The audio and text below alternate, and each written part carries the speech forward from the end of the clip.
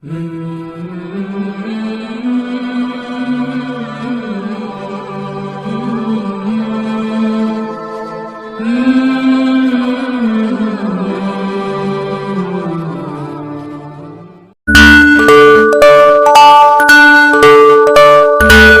اللہ الرحمن الرحیم۔ الیاس اسلامی زندگی کے پیارے دوستو، السلام علیکم۔ ہم امید کرتے ہیں آپ خیریت سے ہوں گے۔ دوستوں کے ساتھ اس نمک کی طرح رہو جو کھانے میں دکھائی نہیں دیتا، لیکن اگر نہ ہو تو اس کی کمی بہت محسوس ہوتی ہے۔ اللہ ناراض ہو تو روٹی نہیں چھینتا، بلکہ سجدے کی توفیق چھین لیتا ہے۔ اپنے ماں باپ سے اونچی آواز میں بات مت کیا کرو۔ جس دن یہ خاموش ہو گئے اس دن تم ان کی آواز کو ترسو گے۔ اگر تمہاری شکایت کرتے ہوئے کوئی اللہ کے سامنے رو پڑا تو تمہارا کیا حال ہوگا؟ کیا کبھی سوچا ہے؟ اللہ کی دی ہوئی ڈھیل کو اپنی چالاکیاں مت سمجھو۔ جس دن اس نے رسی کھینچ لی منہ کے بل گرو گے۔ پیٹھ پیچھے آپ کی بات چلے تو گھبرانا مت، کیونکہ بات انہی کی ہوتی ہے جن میں کوئی بات ہوتی ہے۔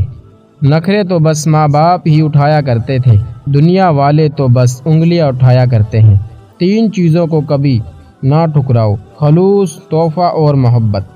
کسی کی تہجد بھی کام نہیں آتی اور کسی کی قضا بھی قبول ہو جاتی ہے۔ ساری بات نیت پر ہوتی ہے۔